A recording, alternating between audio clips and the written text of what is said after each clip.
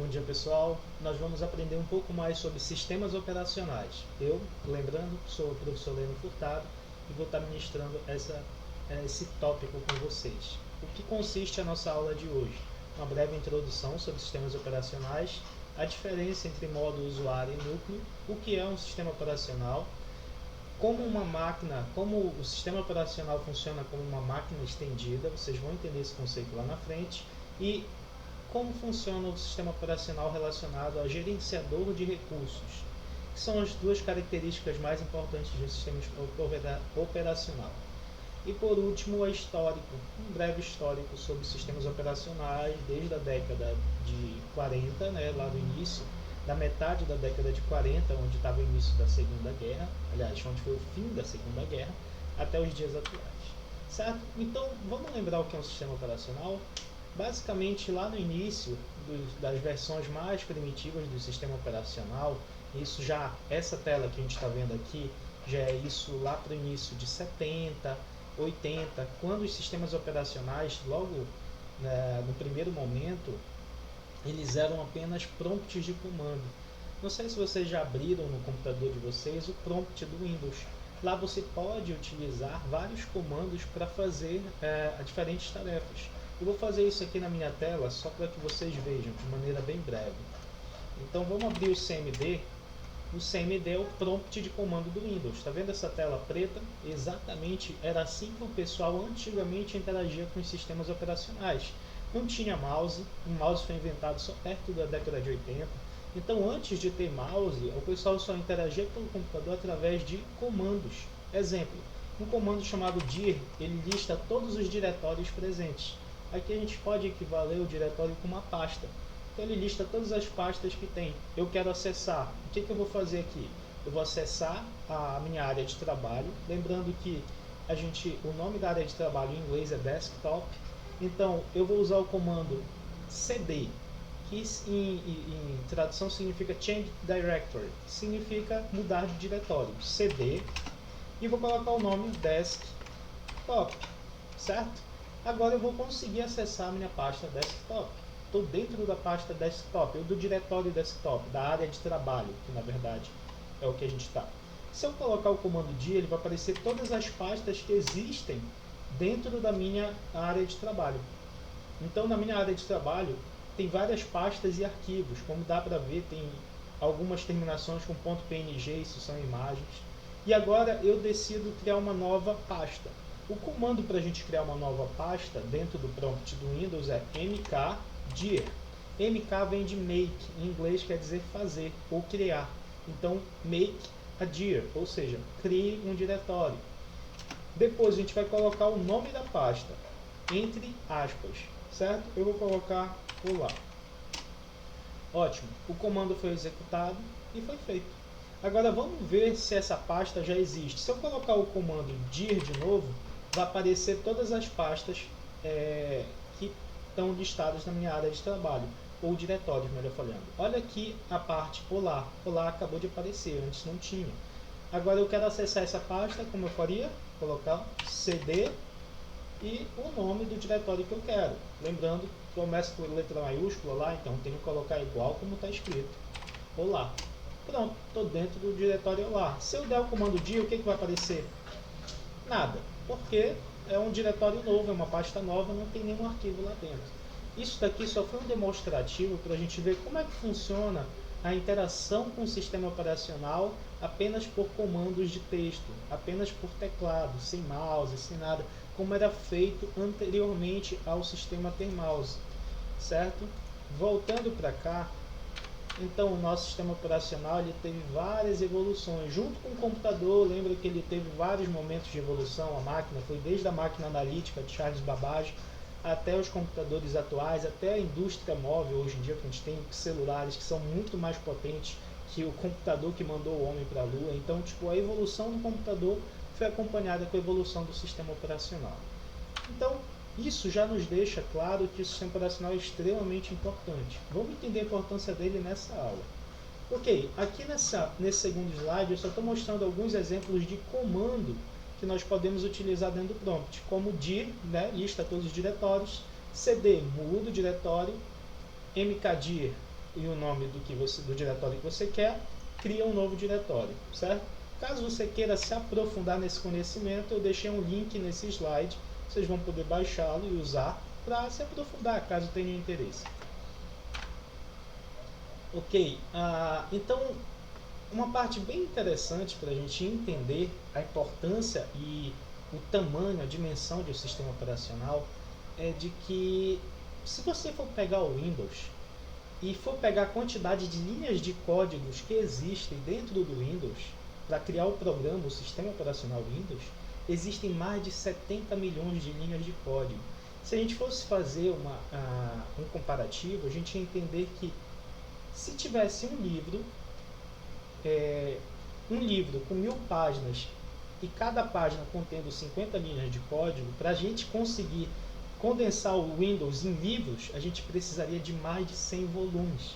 Então imagina só, mais de 100 livros, só com cada livro com 1000 páginas e 50 linhas por página, para poder representar o Windows, se fosse de maneira física. Então você vê que é um trabalho colossal. Existem muitos e muitos códigos rolando lá por trás. Agora você, como programador, imagina se você tentasse aprender tudo isso antes de usar um computador. Porque antigamente não tinha o sistema operacional Windows, não tinha o sistema operacional padrão. As pessoas, quando iam interagir com a máquina, principalmente no início da computação, aqueles cientistas mesmo, os engenheiros, interagiam com a máquina, eles tinham que saber exatamente como cada mecanismo funcionava. Cada parte do computador era importante eles saberem e programarem aquelas partes. Caso eles não soubessem, eles não conseguiriam usar a máquina. Logo, então, o sistema operacional ele vem com uma maneira de facilitar o uso das máquinas. Por exemplo, eu como programador e você como programador também, a gente só se preocupa em abrir um ambiente de desenvolvimento e começar a programar lá dentro. A gente não se preocupa, por exemplo, como o nosso programa que nós criamos vai ser armazenado no drive de disco, ou como ele vai ser representado na tela. Quem faz tudo isso é o sistema operacional.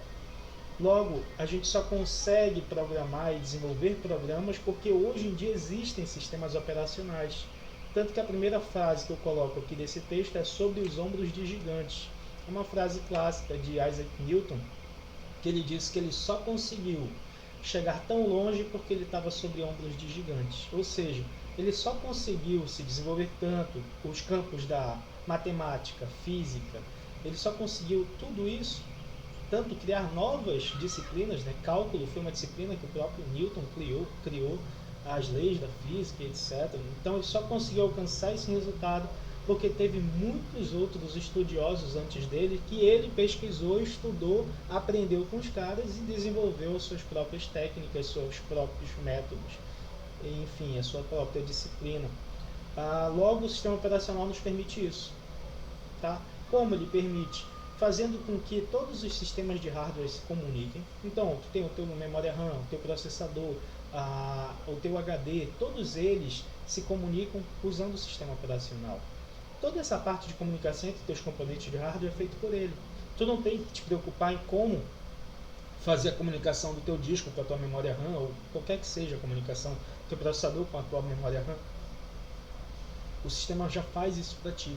Então ele abstrai a complexidade do teu sistema. Porque se nós fôssemos parar para analisar, é muita complexidade. 70 milhões de linhas de código é algo extremamente robusto e complexo. Tá? Então ele faz isso, por exemplo, a tarefa de imprimir, ele faz de maneira simples, só dá Ctrl P no teu teclado, vai lá e imprime um arquivo. Enquanto que o sistema operacional por trás existe a comunicação do computador com a impressora, que a gente diz que é um driver, né, que é um software voltado para poder comunicar dois hardwares. A gente usa esse driver para poder fazer essa impressão. E se fosse estudar só a impressão em si, a gente ia ter que perceber que cada um dos componentes eletrônicos lá dentro da impressora e do computador, a gente ia ter que saber como eles funcionam, como eles se comunicam, quais protocolos eles usam, e aprender tudo isso ia ser muito difícil para qualquer pessoa. Então o sistema operacional ele tem essa grande facilidade de pegar algo muito complexo e deixar simples para a gente. Com apenas um comando Ctrl P a gente consegue imprimir. mas por trás há uma grande complexidade rolando. Se você for ver qualquer página que for impressa numa impressora, ela é impressa de maneira matricial. Então, assim como na tela existem vários pontos, como se fosse uma grande matriz, assim vai ser feito durante a impressão. E para tu fazer isso, se tu fosse programar, o nível de dificuldade seria altíssimo. Bom, já deu para entender que o sistema operacional consegue transformar algo muito complexo de maneira mais simples. Então ele abstrai a complexidade de um sistema para ficar mais fácil para as pessoas utilizarem. Certo, então existem dois tipos de modo rodando no nosso computador. O primeiro é o modo usuário.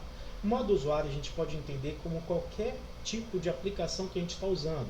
Teu navegador web, teu leitor de e-mail, reprodutor de música, qualquer coisa que tu esteja usando, o teu jogo, é o modo usuário que está sendo executado. Ou seja, ele é executado acima do modo núcleo, acima do sistema operacional.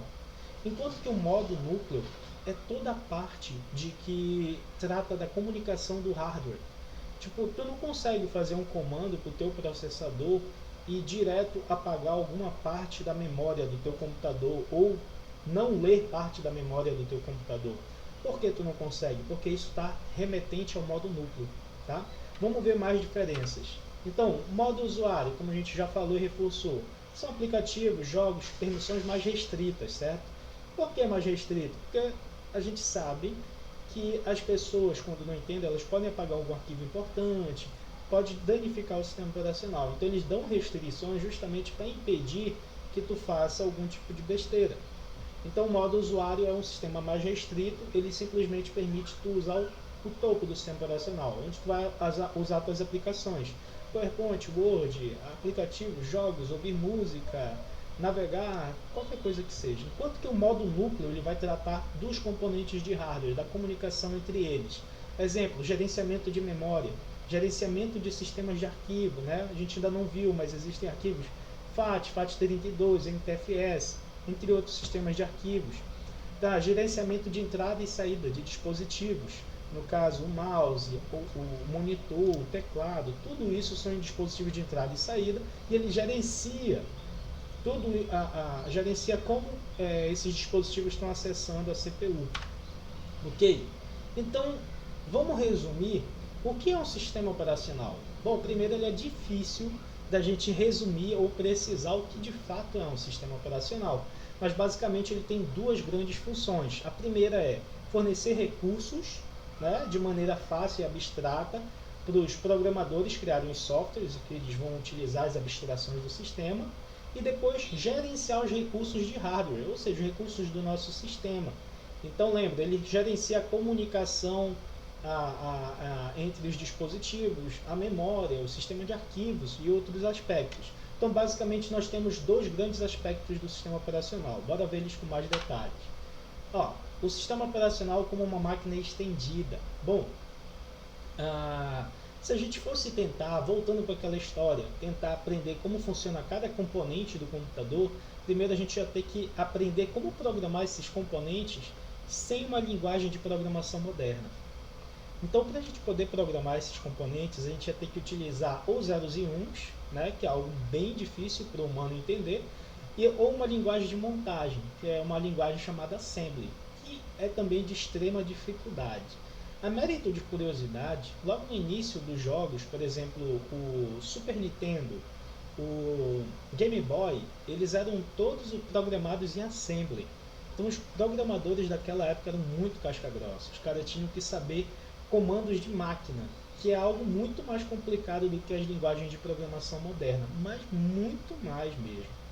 Beleza, sabendo disso, só para mérito de curiosidade, se a gente quisesse programar a comunicação do HD com o resto da nossa máquina, a gente sabe que o nosso HD utiliza o SATA, que é o Serial ATA, né? Que é a porta de comunicação do HD. Então, existe um livro só descrevendo essa interface SATA, ensinando ele a programar essa interface. Esse livro ele tem mais de 450 páginas. Lembrando, esse livro é de 2007, então tipo existem várias atualizações no modelo, né, no padrão SATA, E com certeza, hoje existe muito mais páginas nesse livro. Se você fosse querer aprender só a programar como funciona, como comunicar o seu HD com o processador, você teria que ler um livro enorme desse para aprender a interface SATA. Percebe só que então tem muita coisa que está acontecendo no nosso computador que é muito complexo, mas que para a gente parece trivial, ou normal, ou fácil, ordinário, comum, coisa que é simples. Mas de fato não é. Só é simples porque existe um sistema operacional para abstrair essa complexidade. Então ele vai pegar essa tarefa que é muito difícil e vai simplificá-la em um comando como abrir disco rígido, formatar disco rígido, mas por trás está havendo uma alta complexidade. É nisso que eu quero dizer, uma máquina estendida, ou seja, uma máquina que ela abstrai a complexidade para deixar mais fácil o seu uso. Ok? Então, aqui a gente tem uma representação, enquanto uma representação da função do sistema operacional como abstrator, nós temos o hardware. Percebe que lá embaixo, entre o hardware e o sistema operacional, tem uma interface feia. Aqui é o Windows lá que a gente está falando. Claro que existem outros, tá? Eu vou até mostrar outros sistemas no final, mas digamos que é o Windows. Então aqui tem 70 milhões de linhas de código rodando e a comunicação entre o hardware e os componentes de entrada e saída. Todos os hardwares aqui estão se comunicando. E é tudo muito feio lá dentro, porque imagina só organizar 70 milhões de linhas de código. Enquanto que no topo a gente tem aquela interface amigável do Windows, intuitiva, fácil de usar, fácil de aprender, e as nossas aplicações rodando. Então a nossa aplicação, todos os programas aplicativos, desde os jogos, ouvir música, acessar a internet, todos eles estão rodando em cima do nosso sistema operacional, né? Usando os recursos de hardware. Por exemplo, usando o monitor, usando a caixa de som, usando o teclado. Tudo isso o sistema operacional trata e apresenta para esses programas de maneira fácil deles usarem. Então, em vez de apresentar zeros e uns para os programas, ele apresenta funções, apresenta classes. Então, é muito mais simples dos programas fazerem uso disso. E quem cria esses programas? Claro, são os programadores. Então, os programadores eles conseguem criar programas justamente porque existe um sistema operacional por baixo rodando. Certo? Agora a gente tem a segunda face do sistema operacional, ele como um gerenciador de recursos. A gente já enfatizou, mas o sistema operacional ele tem essa característica de gerenciar todos os recursos de hardware dentro do nosso computador. E esses recursos não vão ser só acessíveis para nós, mas também para os programas aplicativos. Bora contextualizar. Imagine então que tenha 3 programas e você queira fazer uma impressão ao mesmo tempo, os 3 programas competindo pela impressora. Se não houvesse um sistema operacional, claro que isso nem funcionaria, mas se não houvesse, vamos imaginar que, num caso que houvesse, mas fosse um sistema operacional não muito bom, por exemplo, como os programas iam acessar a impressora? Se não houvesse alguém para dizer, ó, esse vai primeiro, aquele vai segundo e esse vai terceiro, todos iam acessar simultaneamente. Então, o recurso, que é a impressora, seria usado pelos 3 ao mesmo tempo. Então, imagine que nas 3 primeiras linhas ia ser uma impressão do programa 1, nas 3 outras do programa 2, nas 3 subsequentes do programa 3. Imagina essa confusão. Não ia dar muito certo, né? O resultado que o usuário queria não era isso. Ele queria que cada programa imprimisse a sua página e depois terminasse. Então, o sistema operacional que vai gerenciar isso. Esses 3 programas acessando a impressora, ele vai dizer qual vai acessar primeiro, qual vai acessar segundo e qual vai acessar terceiro. É o sistema operacional que decide a ordem de acesso. Então, imagina, o sistema operacional, quando ele é comparado com um gerenciador de recursos, ele é o responsável por trazer ordem a um caos. Então, ele vai trazer ordem ao teu computador, aos programas, a tudo que está sendo executado. Legal, então o sistema operacional como gerenciador de recursos ele tem 2 características marcantes. Primeiro, multiplexação de tempo e multiplexação de espaço. Bora para o tempo primeiro. Ele divide um tempo em que cada sistema ou cada programa pode utilizar aquele recurso. Voltando para o exemplo da impressora, então se fosse em relação a tempo, ele ia determinar um tempo, digamos. Tu tem 1 minuto para o programa 1 imprimir, claro que 1 minuto é muito extenso. para tu imprimir esse arquivo. E o programa 2 tem 1 minuto, o programa 3 1 minuto. Então ele multiplexou, ou seja, ele dividiu um tempo para cada um dos requerentes daquele recurso. Enquanto que multiplexação de espaço, ele vai dividir também, porém, o espaço. Vamos imaginar agora que os programas querem acessar simultaneamente a memória RAM. Na memória RAM, eles querem executar os seus cálculos, fazer as suas atividades. Então, o sistema operacional, ele vai pegar, tem 5 programas rodando, ele vai pegar cada um desses programas, caso a memória RAM tenha capacidade para isso, ele vai dividir em blocos dentro da memória RAM. Então, o programa 1 vai pegar 2 blocos, o programa 2 vai pegar 5, o programa 3 vai pegar 4, ele vai dividir. Cada um vai ter um espaço dentro da memória RAM. Então, ele que vai fazer essa multiplexação, ele que vai fazer essa divisão, tanto de tempo quanto de espaço. E lembrando, é ele que escolhe quem vai acessar os recursos. Um recurso, pessoal, pode ser uma impressora, pode ser o processador, pode ser memória RAM, pode ser memória de disco de armazenamento, nosso HD. Então pode ser qualquer coisa que o teu computador possibilite ser feito. Legal, vamos com um histórico muito breve dos sistemas operacionais. Vamos lembrar, o primeiro computador foi a máquina analítica de Babbage, né? Alguns estudiosos consideram isso. E, enfim, ele tinha sistema operacional? Não, não tinha. Não tinha nada, tanto que aqui nessa frase a gente coloca que no início o sistema operacional era sem forma e vazio, ou seja, inexistente. Não tinha. Tá, quando se desenvolveu o ENIAC, o Mark I, que foram os primeiros computadores usados, até durante a Segunda Guerra, para fazer cálculos balísticos, esses computadores eles possuíam um sistema? Também não. Não possuíam nenhum sistema operacional. Tudo era programado a nível de linguagem de máquina, ou seja, era zeros e uns. O programador queria programar aquilo, ele pegava as válvulas e ligava da maneira a fazer o chaveamento correto para executar a função que ele queria. Então era um negócio extremamente complexo e apenas engenheiros, cientistas conseguiam interagir com aquela máquina. Então na segunda geração a gente já conheceu os transistores e também o sistema de lotes. A gente estudou em sala de aula, lembra dos cartões de Jacquard, que eram aqueles cartões perfurados? Então o sistema de lote nada mais é do que fazer uso desses cartões. Pega um bloco de cartões, coloca na máquina, a máquina vai executar as tarefas que estão lidas naquele cartão e vai imprimir ou uma fita de saída ou um outro lote de cartões. Depende da máquina do computador que era utilizado. Vamos ver esse exemplo aqui embaixo. Olha, ele utilizava, pegava um lote de cartões e inseria na primeira máquina, na primeira parte da máquina. Porque tinha máquina a 1401, o outro computador 7094 e outro computador com uma impressora de saída, o 1401. Então, os computadores antigamente eram, além de caros, tinham vários computadores para fazer a mesma função que hoje um só faz. Então, colocava no leitor de cartão uma unidade de fita magnética mesmo, parecido com aquelas de VHS. Não sei se vocês, a maioria não é dessa época, mas tinha uma fita de VHS onde a gente assistia filme, onde, enfim, então era parecida com essas fitas, é uma fita magnética preta. Lia o programa e saía essa fita. Essa fita servia como entrada para outro computador que ia processar o programa. Então, ele processava o programa aqui nesse computador e tinha uma fita de saída. Essa fita de saída ainda não era o resultado final. Ia ser levado para mais um computador que ia ler a fita de saída e ia imprimir o resultado numa impressora. Percebe que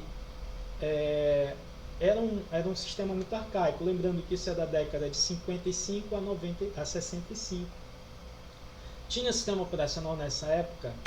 Tinha um muito arcaico, muito antigo, chamado FMS, que é o Fortran Monitor System.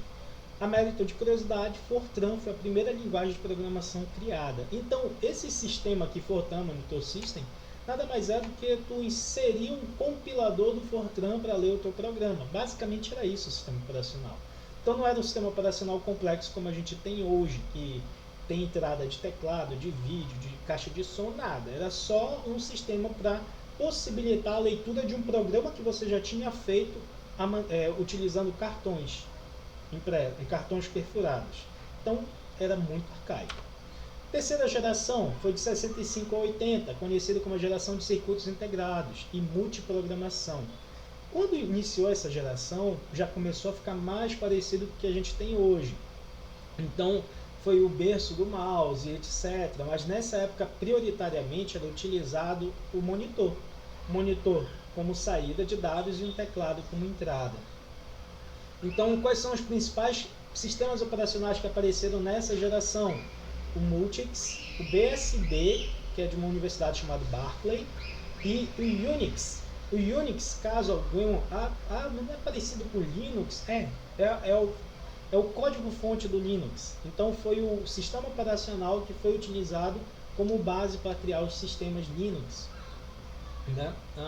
Então, a quarta geração é a mais atual, até hoje persiste, que é dos computadores pessoais. Lembrando que antes da década de 80, os computadores eles eram ou dos institutos militares ou de bancos ou grandes instituições financeiras, algo que era mais voltado mesmo para um público muito específico.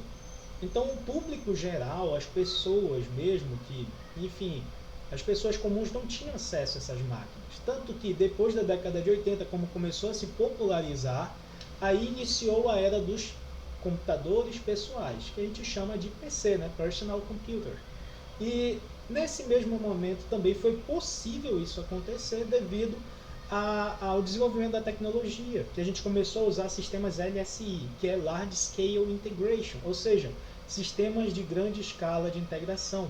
Esses sistemas são o que possibilitam a gente conseguir colocar em poucos centímetros um microprocessador. E antigamente um processador era algo gigantesco, era uma máquina por si só.